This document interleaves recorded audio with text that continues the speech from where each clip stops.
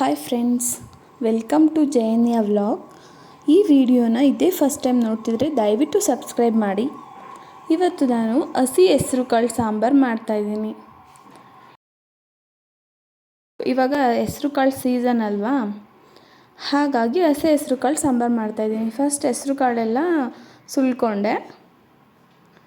ಅದಾದಮೇಲೆ ಇದಕ್ಕೆ ಈರುಳ್ಳಿ 2 ಈರುಳ್ಳಿ ತೊಗೊಂಡಿದ್ದೀನಿ, 1 ಇಂಚ್ ಶುಂಠಿ, 2 ಬೆಳ್ಳುಳ್ಳಿ, ಒಂದು ಸ್ವಲ್ಪ ಕೊತ್ತಂಬರಿ ಮತ್ತು 1 ಸ್ಪೂನ್ ಅರಿಶಿನ, 1 ಸ್ಪೂನ್ ಜೀರಿಗೆ, 6 ಕಾಳು ಮೆಣಸು ಹಾಕಿದ್ದೀನಿ.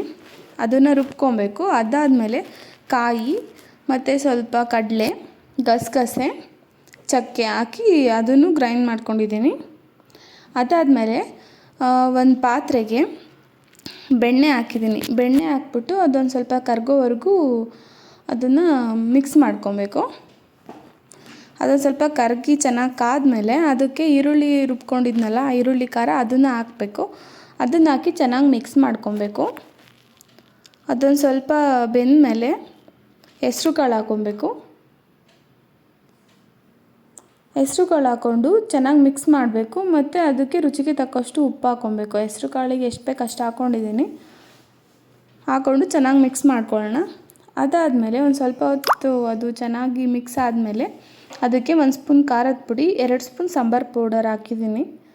ಹಾಕಿ ಚೆನ್ನಾಗಿ ಮಿಕ್ಸ್ ಮಾಡ್ಕೊಬೇಕು.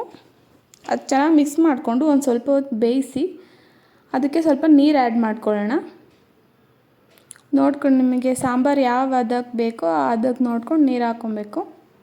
ಇದೊಂದು ಸ್ವಲ್ಪ ಚೆನ್ನಾಗಿ ಕುದ್ಮೇಲೆ ಕಾಯಿ ರುಬ್ಬಿಟ್ಕೊಂಡಿದ್ವಲ್ಲ ಅದನ್ನು ಹಾಕ್ಕೊಂಡು ಮಿಕ್ಸ್ ಮಾಡ್ಕೊಬೇಕು. ಮಿಕ್ಸ್ ಮಾಡಿಕೊಂಡು ಇದಕ್ಕೆ ಒಂದು ಪ್ಲೇಟ್ ಮುಚ್ಚಿ ಅದು ಬೇಯೋವರೆಗೂ ಬೇಯಿಸಬೇಕು. ನೋಡಿ, ಒಂದು ಸ್ವಲ್ಪ ಹೊತ್ತು ಬೇಯಿಸಬೇಕು. ಹಸಿ ಹೆಸ್ರು ಕಾಳಲ್ವಾ, ಬೇಗ ಬೇಯುತ್ತೆ. ಬೆಂದಿದೆ. ಇದು ಬೆಂದಮೇಲೆ ಇದನ್ನು ಬಸ್ಕೊಳ್ಳೋಣ. ಕಾಳು ಬಿಟ್ಟು ಸಾಂಬಾರೆಲ್ಲ ಬಸ್ಕೊಂಡಾದಮೇಲೆ ಕಾಳಿಗೆ ಒಗ್ಗರಣೆ ಮಾಡೋಣ. ಇದಕ್ಕೆ ಸ್ವಲ್ಪ ಬೆಣ್ಣೆ ಹಾಕಿದ್ದೀನಿ. ಅದಕ್ಕಾದಮೇಲೆ ಒಂದು ಅರ್ಧ ಈರುಳ್ಳಿ ಹಾಕಿದ್ದೀನಿ. ಈರುಳ್ಳಿ ಸ್ವಲ್ಪ ಚೆನ್ನಾಗಿ ಫ್ರೈ ಆದಮೇಲೆ ಈರುಳ್ಳಿ ಖಾರ ರುಬ್ಬಿಟ್ಕೊಂಡಿದ್ವಲ್ಲ ಇದಕ್ಕೆ ಅಂತ ಸ್ವಲ್ಪ ಎತ್ತಿಟ್ಕೊಂಡಿದ್ದೆ. ಅದನ್ನು ಹಾಕಿ ಚೆನ್ನಾಗಿ ಫ್ರೈ ಮಾಡಬೇಕು.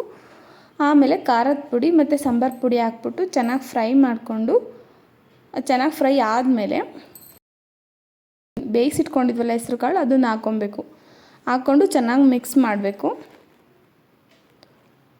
ಅದಕ್ಕೂ ರುಚಿಗೆ ತಕ್ಕಷ್ಟು ಉಪ್ಪು ಹಾಕ್ಕೊಬೇಕು. ಕಾಳು ಏನಾದರೂ ಸಪ್ಪೆ ಆಗಿದ್ದರೆ ಉಪ್ಪು ಹಾಕ್ಕೊಂಡು, ಅದಾದಮೇಲೆ ಕೊನೆಯಲ್ಲಿ ಕಾಯಿ ತುರಿ ಹಾಕಬೇಕು.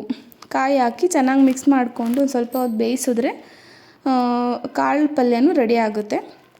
ನೆಕ್ಸ್ಟ್ ಅದಾದಮೇಲೆ ಸಾಂಬಾರು ಬಸ್ತಿಟ್ಕೊಂಡಿದ್ವಲ್ಲ ಅದು ಸಾಂಬಾರನ್ನ ಚೆನ್ನಾಗಿ ಬೇಯಿಸ್ಕೋಬೇಕು. ಒಂದು ಸ್ವಲ್ಪ ಉಪ್ಪು ಹಾಕ್ಕೊಂಡು ಚೆನ್ನಾಗಿ ಬೇಯಿಸ್ಕೊಂಡ್ರೆ ಹಸಿ ಹೆಸ್ರು ಕಾಳು ಸಾಂಬಾರು ರೆಡಿ ಆಗುತ್ತೆ. ಇದು ಮುದ್ದೆ ಜೊತೆನೂ ಚೆನ್ನಾಗಿರುತ್ತೆ, ಅನ್ನದ ಜೊತೆನೂ ಚೆನ್ನಾಗಿರುತ್ತೆ.